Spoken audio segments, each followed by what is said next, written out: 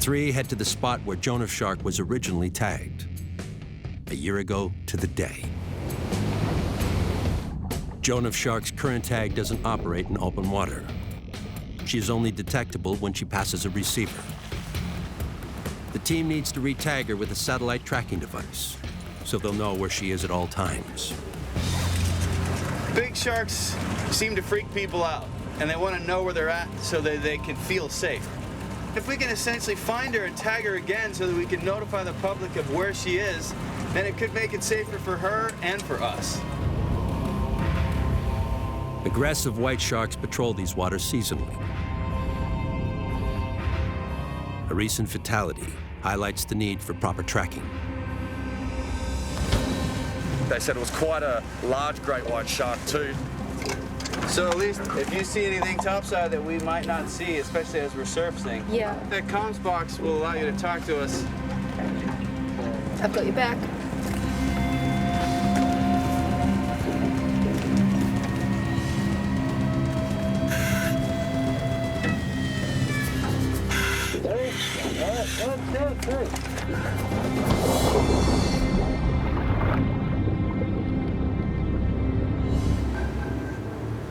Without a fully functional tag, Joan of Shark is virtually invisible.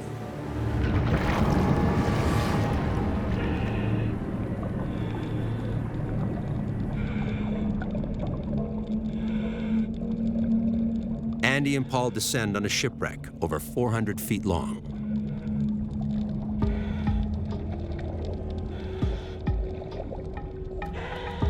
Wrecks like this attract big fish, which in turn attract even bigger fish.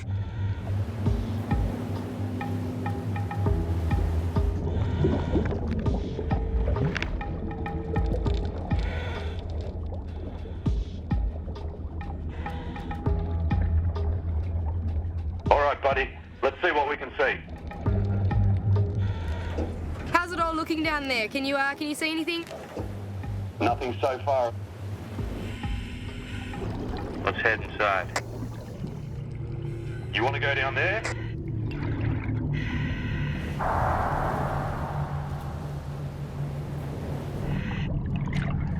All right, let's go and have a look.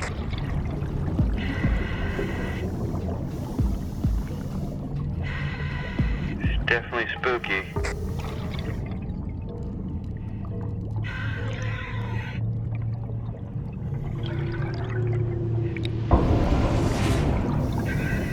What the was that?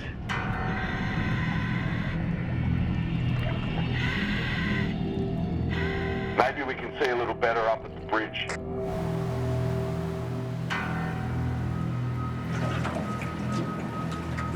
Is everything okay down there?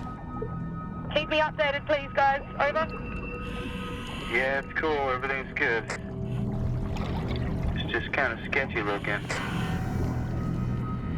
This is an amazing wreck.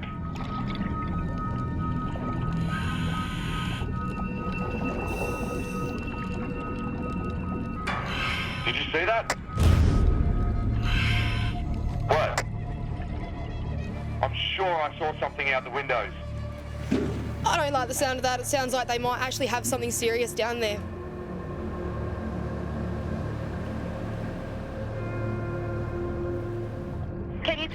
Can you tell me what it is?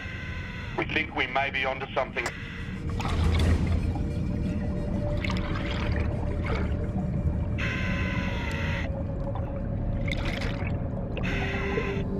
There it is.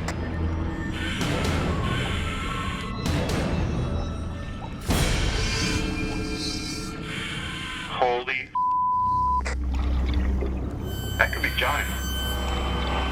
Guys, please tell me what the is happening down there. We got a big shark here. Is it Joan?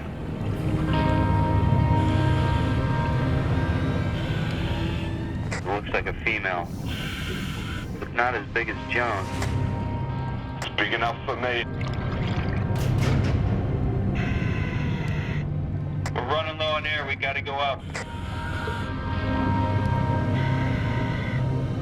We need to get out of here. Go, go, go. Come on, mate. I'm definitely keeping my eyes open for you.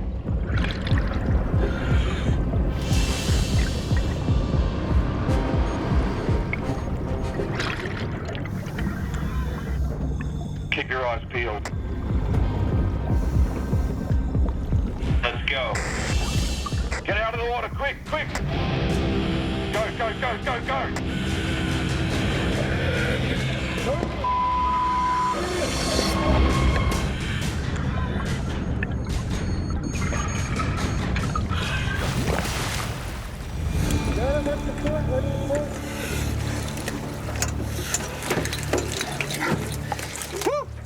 Good dive, bro. That was pretty spooky, man. That was extremely spooky. Let's not go back in there for a while. That was pretty stressful. The sharks have an advantage in that environment. That's not Joan then. The reality is, we're trying our hardest to find one of the biggest sharks ever caught here, and she's nowhere to be found. The shark they encountered topped out at 14 feet, about 4 feet shorter than Joan of Shark. But it proves that Albany is a major stop on the Great White Migration Route. Our next plan of attack is to try and get a big shark right to the boat. Andy, he's decided that he'd like to try the blue rubber boat. And we'll put the attractants around it to get them into the boat. You want to minimize your footprint, but also use what they love to eat, which is mammal. Chris and Andy decide to float the 20-foot rubber Zodiac into the chum slick, similar to the fisherman's experience of 2015. We're hoping that the Zodiac will mimic maybe like a dead whale floating in the water. This is the oil from, the mammal guts. Sick. That is the smoothie. I think it's gonna be awesome. All right, Bill. Yeah, man. Let's do it, buddy. Ladies first. Oh, thank you so much. Hey, these things are like shark-proof, right? What the heck, eh? You got insurance, right? We got insurance, man. We're good. There's definitely a risk factor putting myself, Emily, and Andy in this little Zodiac with the potential of a big shark being around. Let's go in a rubber boat, the biggest sharks we can find. Because the whole idea is to try to get really good ID shots. To get the photos, Andy uses a pole camera. The rest of the crew will use a drone in the sky and sonar to track incoming sharks.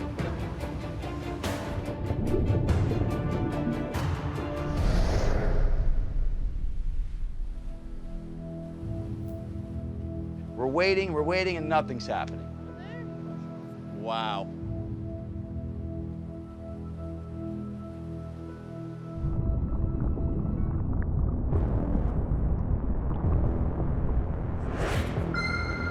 Yellow boy! It's right on the yellow.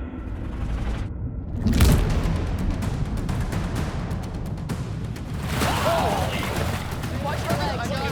Where did he go? The new tactic works. A massive adult emerges from the depths. Yellow boy!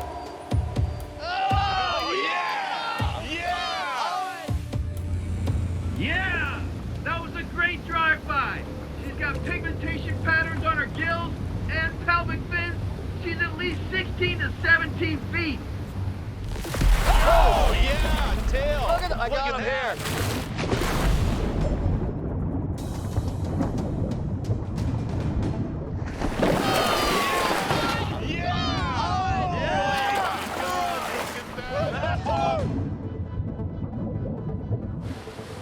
Big female, big female. Size of our You got a Big plan. shark, little boat. The giant female is almost as long as the 20-foot Zodiac. She's bigger than the king. Great dorsal ID, and she might have some pelvic fin damage.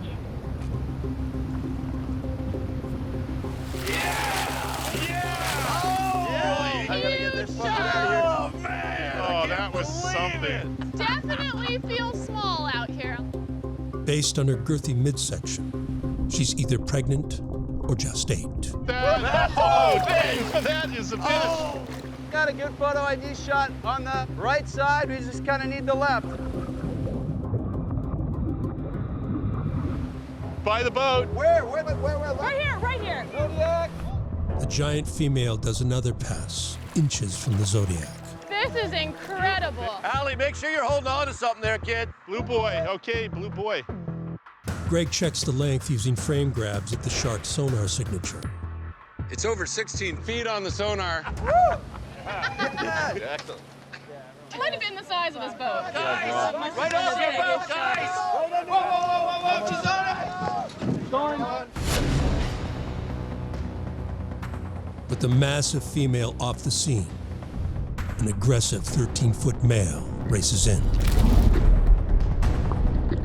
The breeding-sized adult male has unique pigmentation on his gill flaps and scars on his face.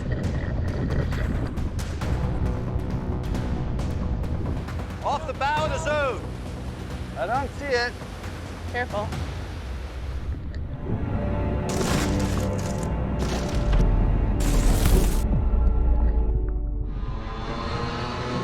Oh, yeah. That's a big shark. She's kind of pissed off. Our bait's really stuck under us. Watch your legs, Allie. This is right out of Jaws. He's towing you. Yeah! Biggest shark I've ever seen. He's behind the boat. Careful, be careful, Andy. The shark lets go of the bait and moves close to the Zodiac, Oh, God. allowing the team to capture more ID shots of its belly scar, claspers, and tail fin. It's right here. I got him on live eye. That's a big shark. As the 13-foot male bumps the bait down below, the giant 16-foot female reappears at the surface by the back of the Zodiac. Right here. She's right here. Behind you. Dorsal up. Having 2 sexually mature adults creates chaos for the Zodiac team. Jesus Christ. Watch out. Come on, fall in. Careful, be careful, Sorry. Andy.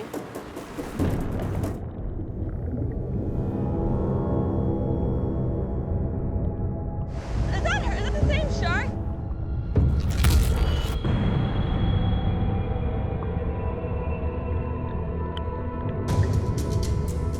Coming up. There she is. The dominant 16-foot female latches on and starts dragging the Zodiac.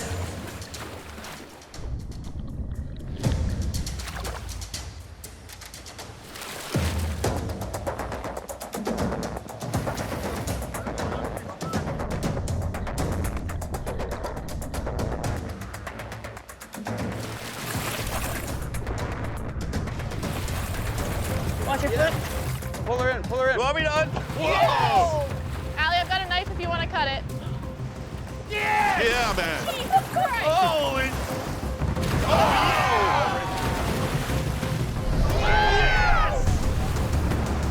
Then the 16-footer slides right beneath them.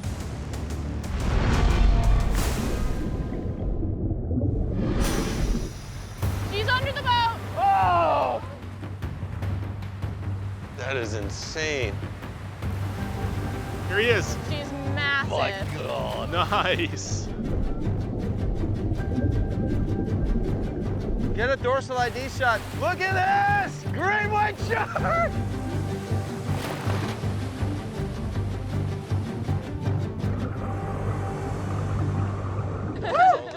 I think we got a couple of ID shots and some action. Yes! That was awesome.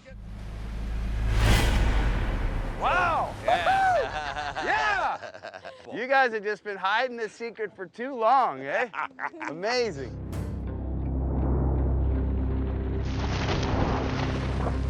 To solve the mystery of the Surf Beach shark attacks, Ralph Collier is scouring the Central California coast for great white tooth fragments left behind in any of the recent shark attacks.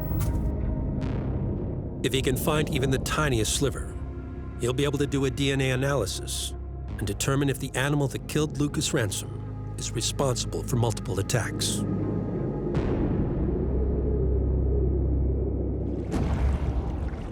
Meanwhile, Brandon is at Guadalupe Island, Mexico, where that very shark could be swimming right now.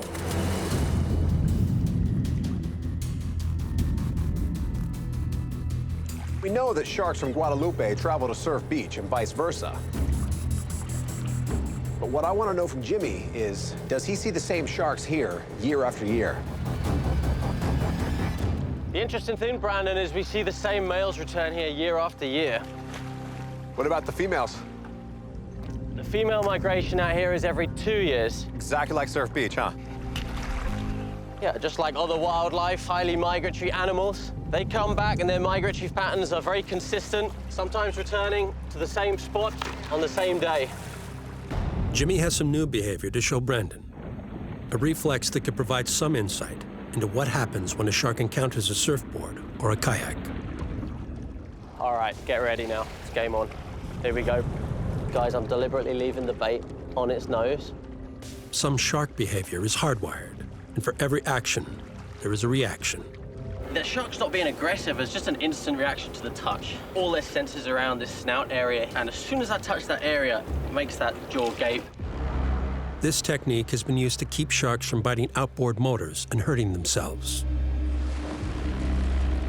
But eventually, the gaping jaws must snap shut again, and anything in their way is at risk.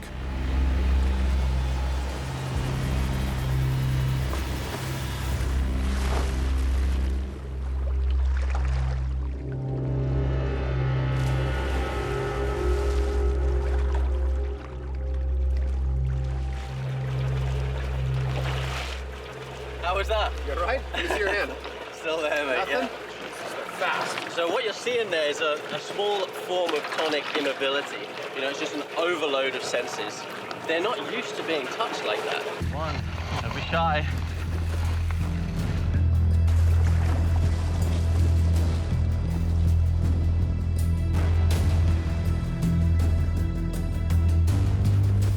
This rarely seen behavior only begs more questions. Could it be that some of the shark attacks around Surf Beach were reflexive bites rather than predatory ones? Whoa! Either way, being this close to those teeth is a dangerous place to be.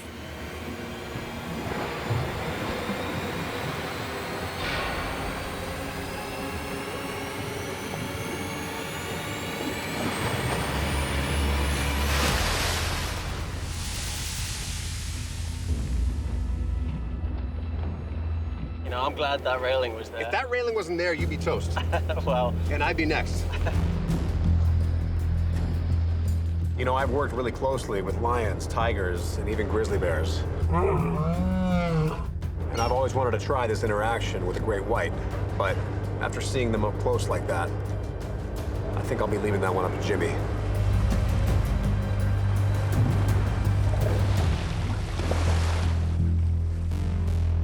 Jimmy Partington has spent hundreds of hours in the water with white sharks at Guadalupe Island.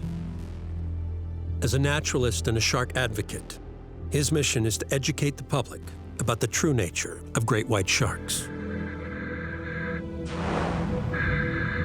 We always want to educate people about when interacting with any form of wildlife, you want to be as respectful as possible. After thousands of dives with these animals, he has learned their subtle behaviors. That's incredible shark.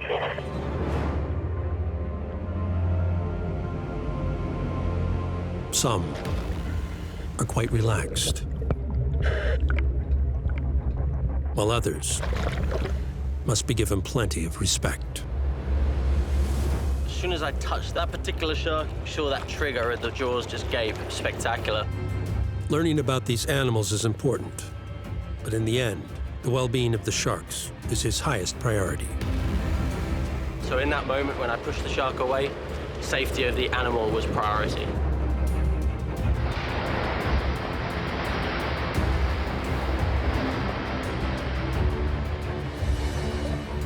I would have liked Brandon to have given it a shot, but because of that particular animal that came around the boat, I'm glad he kept his hands to the right side of the rail.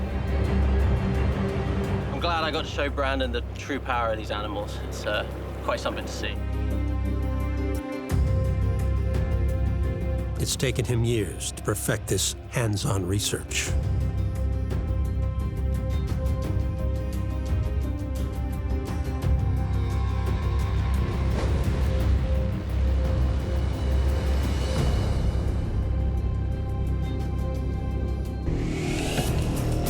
Andy Casagrande is diving unprotected in great white territory. When a shark checking out his dive boat swims to deeper water, it's Andy's chance to get back to the boat.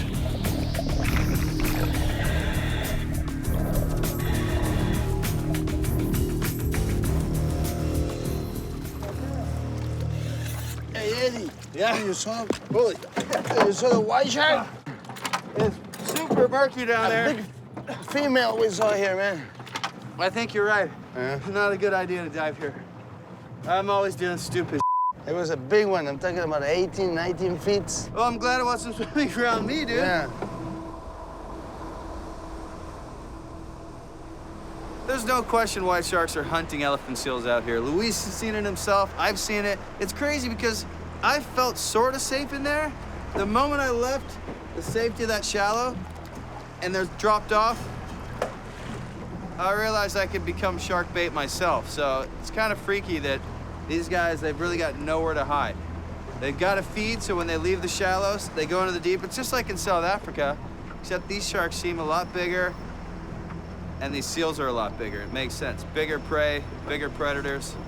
I'm not going swimming again. So I think if we're gonna find a mega shark, this is the area we should stake out. The elephant seal colonies at Guadalupe.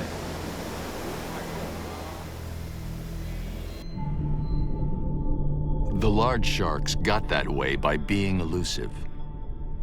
They're experts at avoiding humans.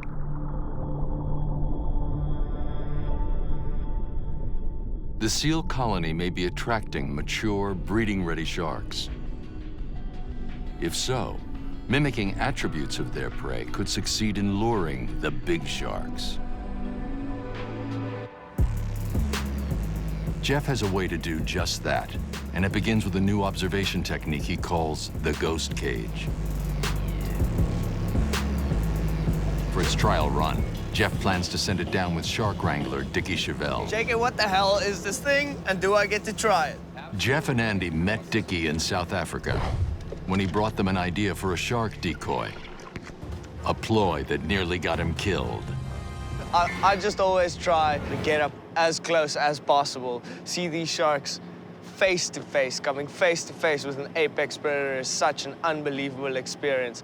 I do crazy stuff, but it's always sort of calculated, and I try to minimize risk. Dickie seems to want to maximize risk. So if there's anything that I don't want to do, Jeff's like, oh, Dickie can do it. So what we want to do with you is put you out in ghost cage. The shark's going to be able to see you in this, but he's not going to be able to sense you, which might really be an interesting experiment. So he won't be able to sense my electrical field given off by my body? Right, I think you're going to be shielded by this. It'll see this very probably alluring item floating around on the surface, something that's seal-sized. The shark's going to come in and investigate you. So you're going to be our little elephant seal out there, dangling. Okay, man, no worries.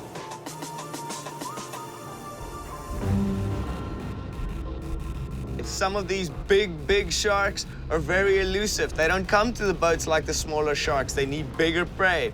I'm willing to do whatever it takes to bring that shark up to the boat. The ghost cage has never been tried before, and once it hits the water, it looks alarmingly fragile. Will the glue holding it together be able to stand up to a 4,000-pound mega shark? I'll be in the cage shooting you if anything crazy happens. So Got just it, bro. keep shooting it. I'll just keep swimming. Yeah, I'll keep filming. You just stay alive.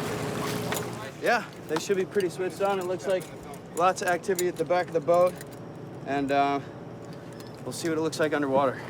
This is gonna be awesome, dude. Look at these sharks behind me. They're all amped up. big sharks, small sharks, a lot of variety. I can't wait to get in there and see what they make of the totally see-through cage. Dickie is going in with just snorkeling gear. In black suit and flippers, he looks remarkably like a seal. It's a bad week to be a Dickie. If great whites mate in the vicinity of an abundant food source, this could be the chance to document a never-before-witnessed behavior. Immediately, sharks converge on the ghost cage, 14 to 17 feet long. They're mostly sexually mature females, the sharks most in need of fattening up. I think we'll get a good indication that a big shark is nearby because these little guys will just scatter. They don't want to be injured, these sharks. They're very smart. They're worried about their own self-preservation. And there's... This is a totally different ball game from New Zealand. There, we can at least see the bottom and kind of had an idea of how many sharks are around just by looking down. But out here at Guadalupe, it's super deep. There's no way I can see to the bottom. The water we're in right now is about 175 feet deep, so the sharks have a lot of room to roam, and they often bounce from the top to the bottom, the top to the bottom. Hey, Jeff, we got at least 7 sharks in the cage right now.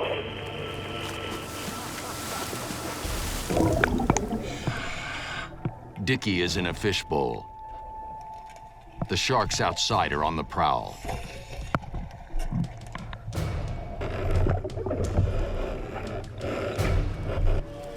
Just minutes into the dive, there's a problem with the ghost cage. Dickie can't seem to secure the door. Guys, the door is broken. I'm gonna have to keep it closed by hand.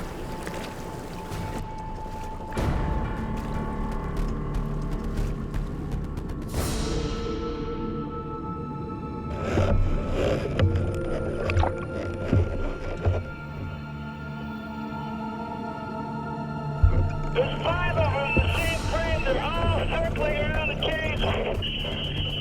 The door keeps coming open, so if anything goes wrong, I'll just have them slid to this cage. All right, sounds good. I don't think he wants company inside the ghost cage. That wouldn't work out too well. Over. Will this plexiglass and epoxy box stand up to a couple of thousand pounds of violent shark action?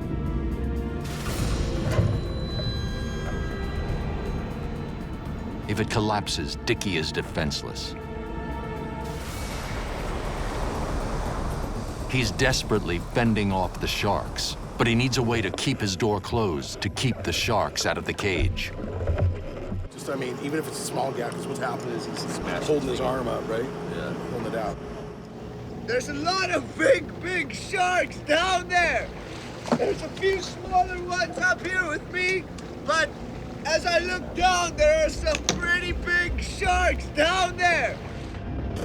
Through the clear bottom of the cage, Dickie can see the larger shadows in the depths where the more elusive megasharks lurk. Sounds like the sharks are staying deep, at least the big ones. On the boat, the crew is hurrying to rig up something to help Dickie before he gets unwelcome company in the cage. They've got something ready to help Dickie hold the door closed. It's just a bungee cord, but it will give him something to hold on to.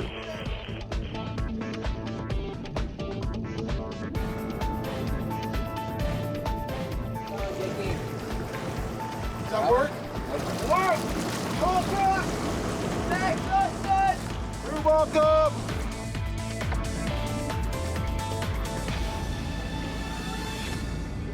And just in time, the sharks are on the attack.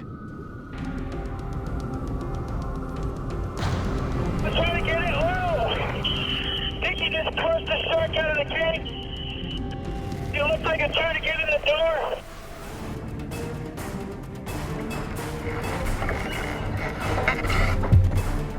Dickie is fending off hungry sharks, struggling to keep the door of the cage closed.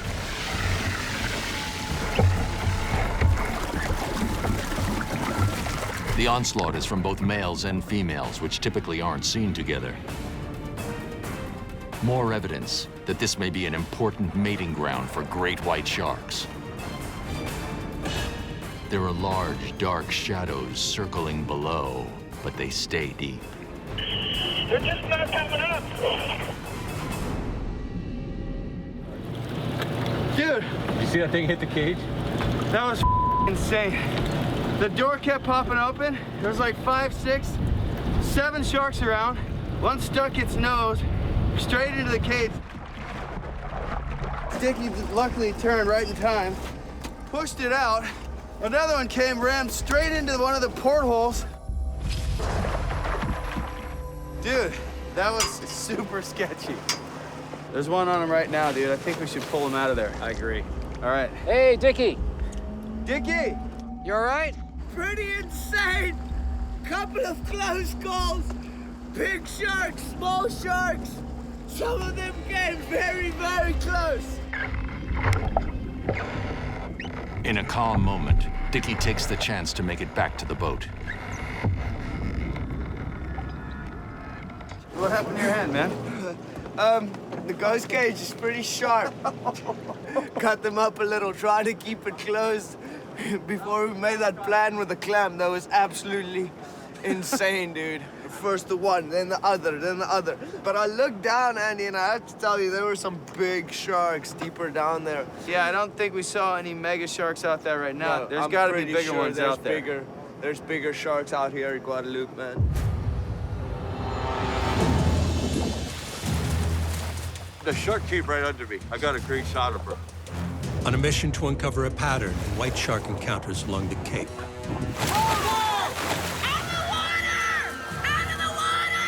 Get the hell out! Holy... Gotta be kidding me. Filmmaker Mark Rackley has immersed himself in the great white feeding grounds. Rackley, no. Dude, Rackley! Mark Rackley approaches the carcass to document how the white shark attacks its prey. Probably one of the most dangerous things he could do. Look at him!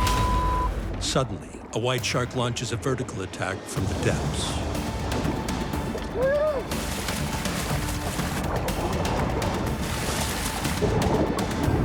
Look at this right here!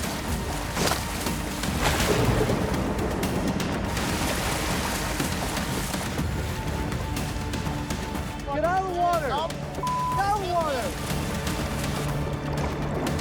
Coming straight after that. After feeding, the white shark turns to Rackley and follows him to the boat.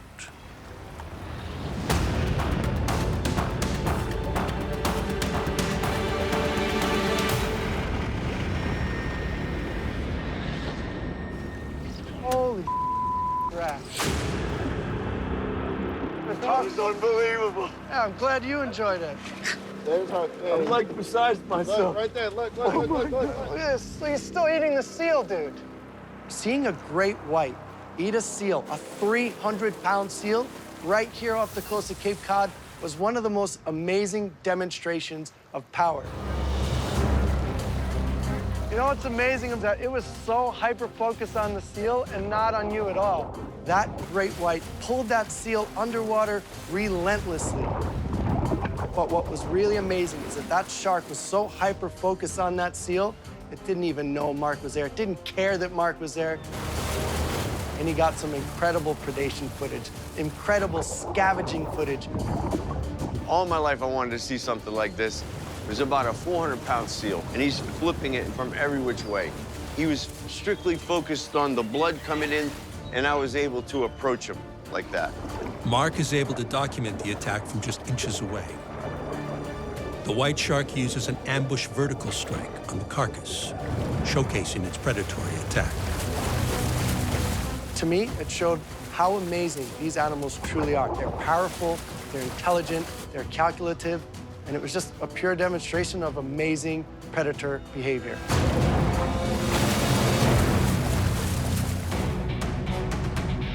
In this remote corner of New Zealand, ancient predators, seven-gill sharks, stalk a team of scientists. Kenneth, Jenny, and Ross are looking for ways to prevent attacks. For the first time ever, they've tagged these seven-gills. But a dangerous job just got worse. A great white could be hunting their sharks. Let's go and see if we can find those sharks. Have the Seven Gills fled the cove? Kenna and Jenny leave Sunday Cove to listen for their acoustic tags in the deeper water of the fjord. Like the sheer mountains around them, this shoreline drops to depths of nearly 1,000 feet. Their sharks could be anywhere. We'll check here, I think. All right, that sounds good. Okay. All right, let's throw that over the side.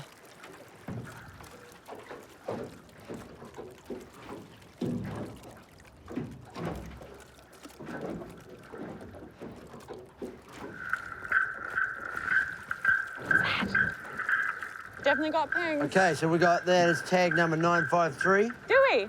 953 is sunshine. Is 953 sunshine? 953 is sunshine. No one has ever tracked a seven-gill shark in New Zealand before. Number 951, 37.9 meters. There's Noah. Their sharks haven't been eaten by a great white. I can't believe we found our sharks. They're swimming at the same depth, near each other. This means they could belong to a pack. In other parts of the world, seven gills have been seen sharing a kill. Now they'll dive to look for pack hunting behavior. Late in the day, mountains cast the cove in darkness. This is the Shadowland, and it seems as soon as it hits that shadow, you get sharks in there. You know it's low light in the sky, which means it's going to be especially low light underwater, and you have that first step into the water, and you just think, this is it. I'm about to start descending into the darkness, where sharks are a lot more comfortable than I am. They're armed with the camera and tagging gun, but they don't know what to expect.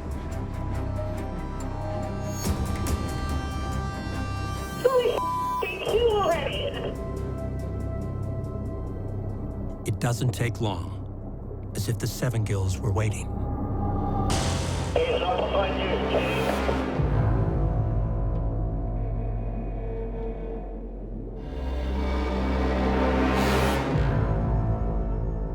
It's almost impossible to see them. They camouflage in with this murky water just perfectly until you get a flash of the white underneath the jaw or underneath the tip of the nose.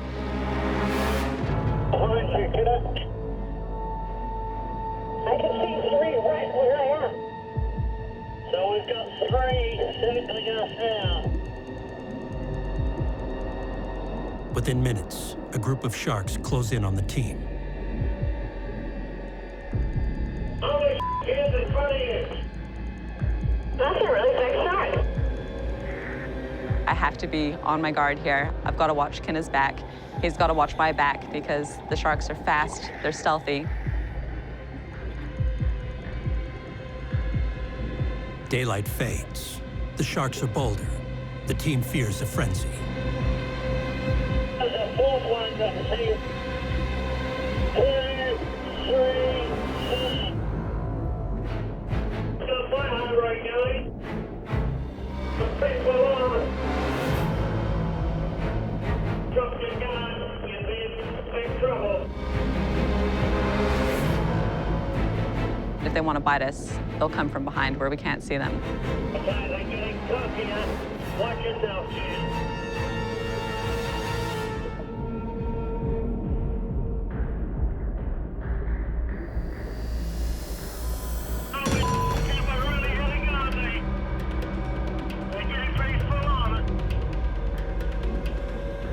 Here he goes again. Here comes the whole world up. Kenna begins to see a frightening pattern. Where you turn around and there's one sneaking up behind you, all of a sudden you'll notice there's a second one coming in on an angle, and you look around and there'll be a third one coming in behind that. And it's hard not to think that these guys are working together. These sharks show up together as a pack. They circle the divers. Then one by one, they rush in. This is a classic example of cooperative hunting. Never filmed here before. They're an incredible stealth predator. They're amazing how they can just sneak up behind you and you've got no idea that they are there until they're on top of you. If the sharks are amped up now, how do they behave at night? It's time for a night dive in the Shadowland, the final phase of the team's work. With an unpredictable pack of sharks below, they'll test a shark deterrent. How about this piece? This is the Shark Shield, a device that emits an electrical field intended to repel sharks. Put that part on, Jen. It's strapped to the tank and thigh. And this bit goes around the ankle? They'll turn it on if they feel threatened, but it's never been tested on these 7 gills. Night falls. They're ready. They drop into pitch black water. Ross watches their backs. It's spooky when all you have is that beam of light to rely on, and it's dark around you. But before they can even descend, a shark is on them. Shark already! You guys told us we're ready. Watch yourself. Their vulnerability is at a high. Still, they continue to descend. I can't see anything at all right now. I'm pretty keen to get to the bottom and get out of this slow water.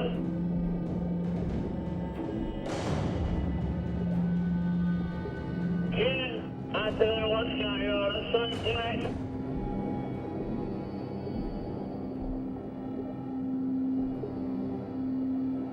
Here's one now. They're just keeping. Here's a big one coming straight towards me. Here it goes, watch out. It's really scary. It's so dark. And then every now and then you just catch one flash of light. And that's the sign of a shark circling us.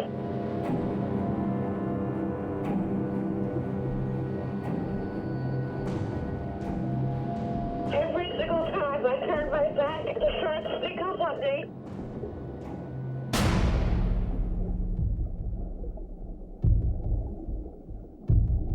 Certainly, seem to be in hunting mode. They glimpse more sharks at the edge of their lights. Pretty wound up. Then, all hell breaks loose. What the is going on? The sharks rush at the divers. It's sketchy, all right? You're getting really close. I don't think I like it.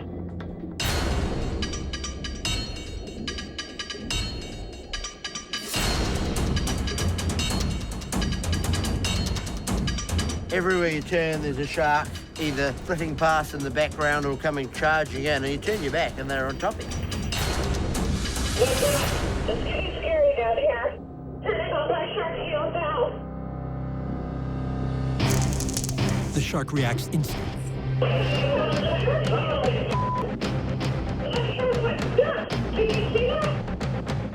The shark shield worked with this 7 gill, but will it work with others? Okay, let's get off the bottom and get up for a safety stop. The team is shaken, but before they can get out of the water, they must make a 5-minute safety stop for nitrogen to leave their bodies.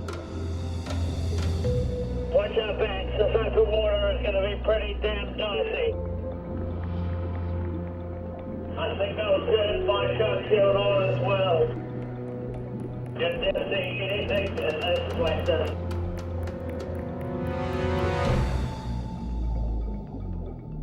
Hanging off the Uni's mooring lines, they're like bait for any shark circling in the dark.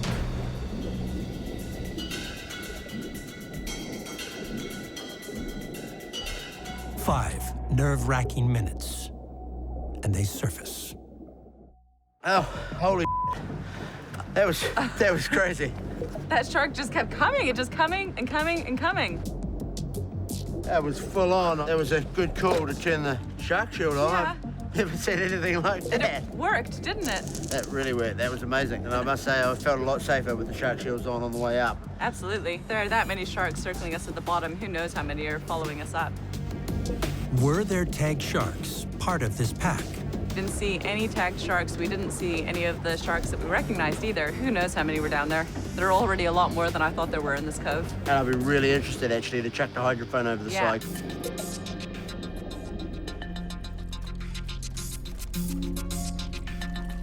That was spooky down there. It's murky, it was dark. I mean, you can't see around you at all until you just see a flash of white in the darkness and you know that there's a shark circling you. Yeah. I think they were stalking us the whole time we were down there. Hold up. Get that? We're waiting for an ID? Waiting for an ID. Oh, that's 953. That's sunshine. That's sunshine. It's sunshine. And it's 0 meters. It's on the bloody surface. Holy it's right here on the surface somewhere. Do you think the sharks followed us up off the bottom? Oh, look, it must have. We just got out of the water. What have we been, 5 minutes taking our gear off? If Sunshine followed us up, you can guarantee he wasn't the only one. Safety stop doesn't sound so safe, does it? No. They've been stalked all the way to the surface by sharks they couldn't even see. Here it is There he again. is again. What is that? Then the shark does something unexpected. 19.7 meters. That would be 19.7. exactly the depth underneath the uni. Where we were about 10 minutes ago. Wow. The shark dropped to the bottom, avoiding the midwater zone. It's a critical finding. It's dropped back to the bottom, teaching us a lesson, not staying in that midwater at all, because that's a danger zone. It's like we well know, these things are eaten by great whites. That's the time that we're most vulnerable. That's when we're going to get bitten. That is a sobering thought, actually. I mean, we're coming up through the pitch black with our lights illuminating us. I've done some pretty full-on shark dives, but that was bloody scary.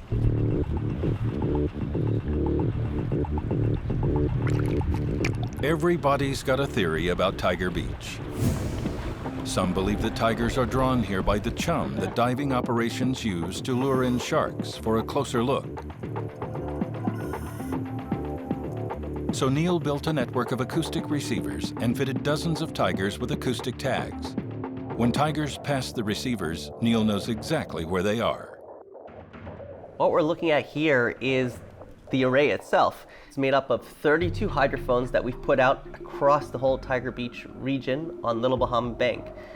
And basically, it's listening for any of our tagged sharks that move through, at which point it records the date and the time that that animal entered that array and it came to that listening station.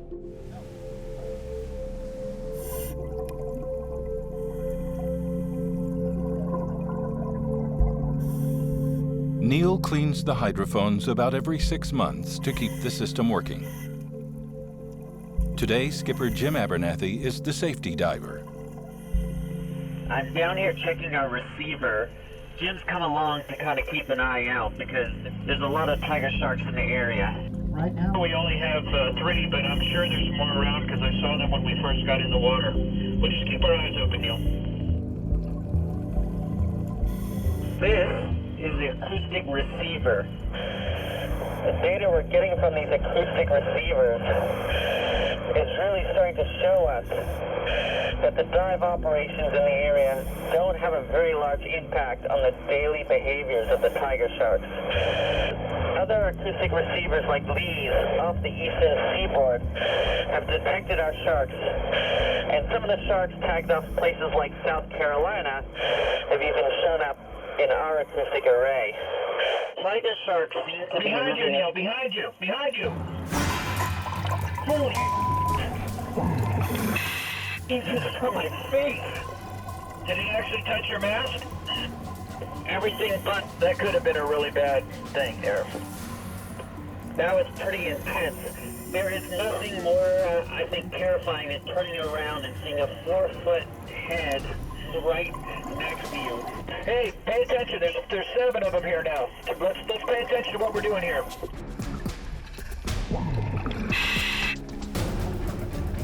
When I'm underwater with a bunch of tiger sharks, I have to know where all of them are at every single moment. And that's the key to our existence at Tiger Beach. Because if one of them does come in to investigate, it's going to be devastating. It could be the last thing you do. As more sharks close in, the dive takes a dangerous turn.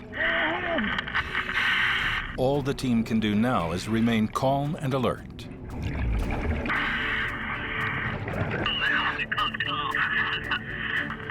There are literally tiger sharks all around us. One coming up right now behind us on the right there. Here it comes, Neil.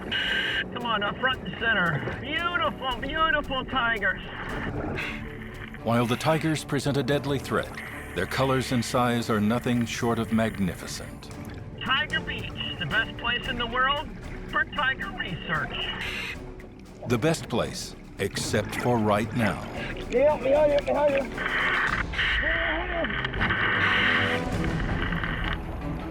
Here we go. Let's turn around, Neil. As the sharks push in, Jim shuttles back and forth non-stop to protect Neil and the cameraman. On the right, on your right, on your right, on your right.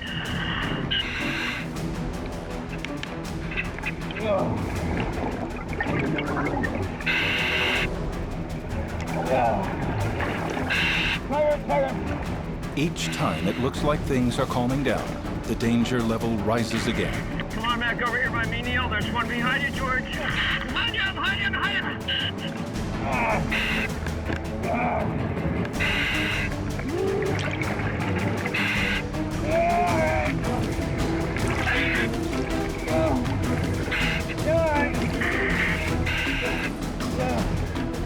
A routine dive has turned into a fight for survival.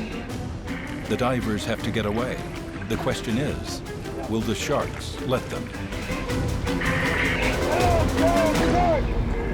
Neil Hammerschlag's team is pinned in by a half-dozen aggressive tiger sharks. All the divers can do now is keep their cool.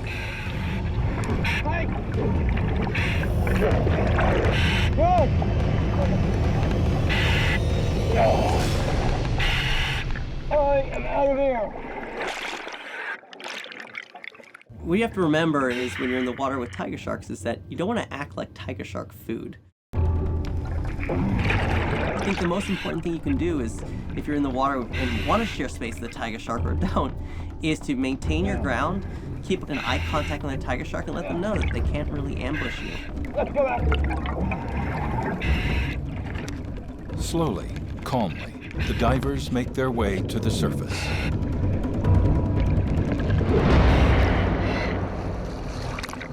How was it, Jim? Tigerful. That was amazing. You're coming in full blast, 4 or 5 tiger sharks at a time. They were all just barreling through us. They did not care that we were there at all. That was definitely a 10 out of 10. That was amazing. With his hand close to razor-sharp teeth, Neil Harvey attempts tonic immobility on a large reef shark. Tonic can be induced by turning a shark upside down, but that's not the only way. By rubbing its nose, Neil overstimulates the electrical sensors, known as the ampullae of Lorenzini. Then,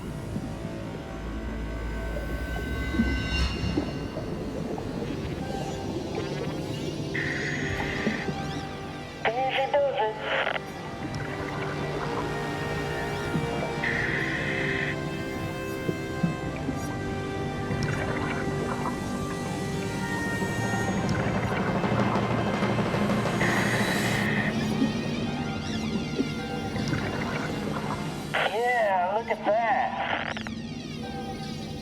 The shark is completely asleep.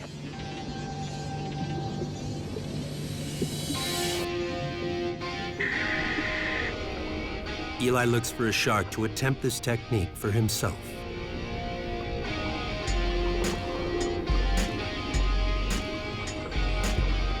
And now it's my turn. This is something I've always wanted to try.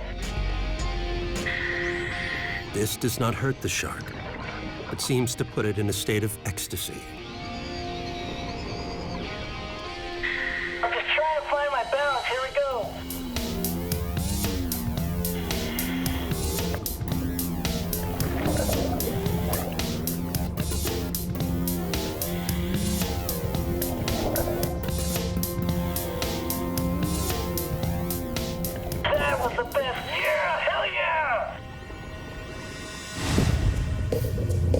If a shark enemy could master tonic, these reef sharks would be vulnerable to attack.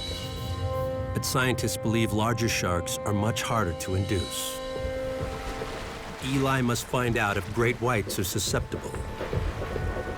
But cameraman Andy Casagrande is concerned. Dude, I'm seriously having second thoughts about you being able to pull it off with big sharks. Yeah. Well, I don't know if we'll be able to do the same thing, but we have to. I mean, it's the only way we're going to solve this mystery is, you know, the sharks that are dying are big sharks. To figure out what's happening, we got to interact with big sharks. The only sharks comparable to great whites are tiger sharks. Tigers can weigh close to a ton and are known for their bone-crushing jaws. Because this attempt is so dangerous, they add paramedic Mike Hudson to the team. How you doing, brother? Eli, what's up, man? Not much. Good to see you. Yeah. So the reason we have Mike on board is he's an EMT. He's an expert in emergency trauma. Hopefully we're not going to need him this week, but, you know, if things go bad, having a guy like that on board is the difference between life and death. The captain ferries 3 hours to Tiger Beach, a place known for its massive tiger sharks.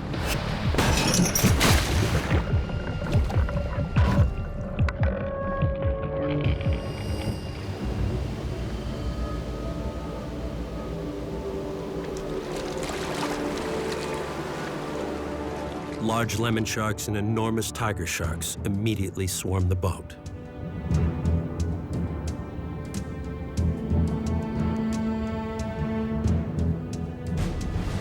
Eli must have total freedom of movement for the attempt. So this time, there is no chainmail. Now, I have to be careful doing what I do. There's no doubt that I have to be careful. These are large predators, and, you know, if I make a mistake, you know, it's game over.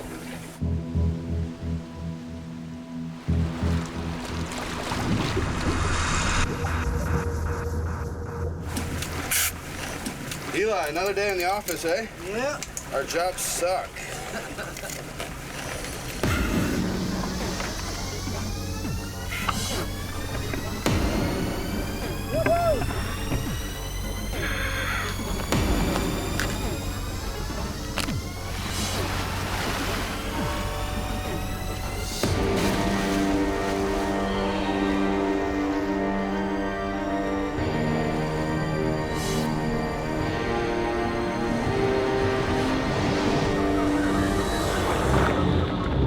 As soon as they enter, the sharks detect a free meal.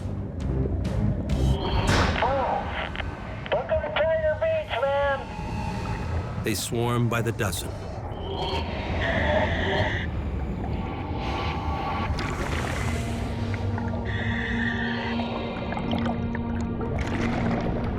Enormous sharks surround Eli.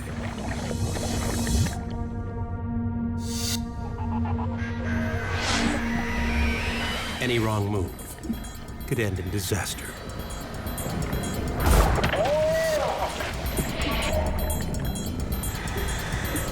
Man, this is crazy right now. There's too many sharks. What the f***? Bitch, just trying to bite my fin. Yeah, I'm not feeling this. Yeah, I don't like the way this sounds. Andy, Eli, do you copy? Over. Mike, just give us a second. Are you guys all right? Over.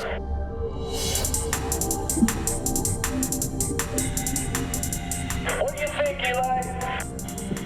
We've got some tigers, but it's like rush hour here. There's way too many sharks to play with them. Andy and Eli, if you guys can hear me. I'd like to come topside. Let's back off for a little bit, man. The feeding frenzy is too dangerous.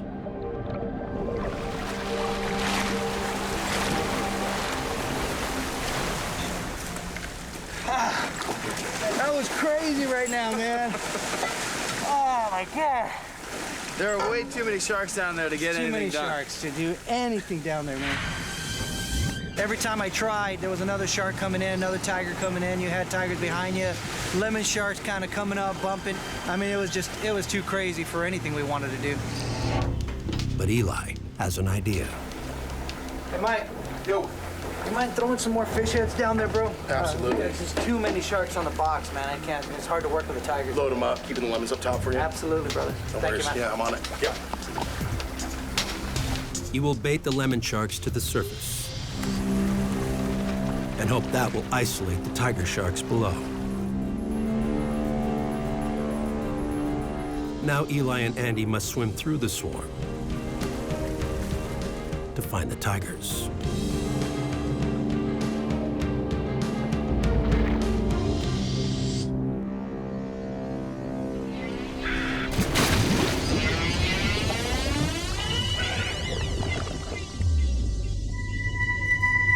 The plan works. It's distracting just enough sharks, leaving Eli alone with the big tigers. Beautiful tiger here.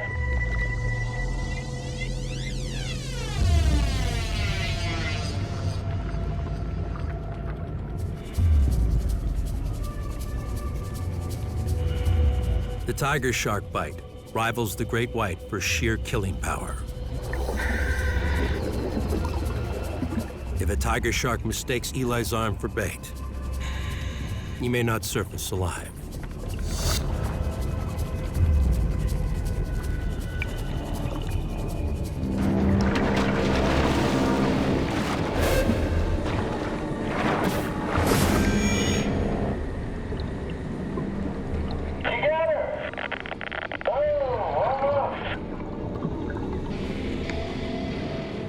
Eli gets his hands on a big one. He tries to flip it, but the shark breaks away. Circles, then turns straight for Eli.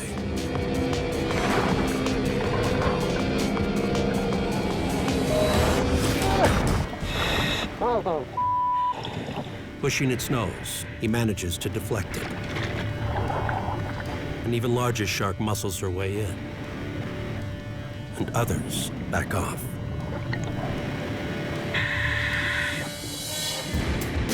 This gives Eli his best chance yet to attempt a technique on a large predator.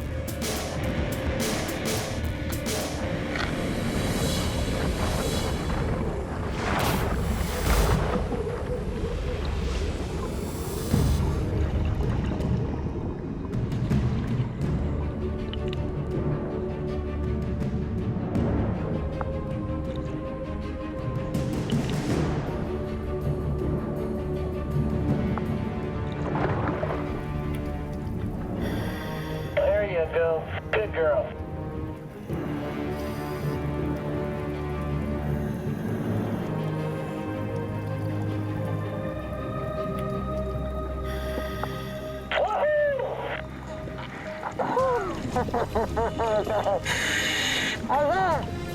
That's incredible. Eli proves that even tiger sharks can be turned tonic.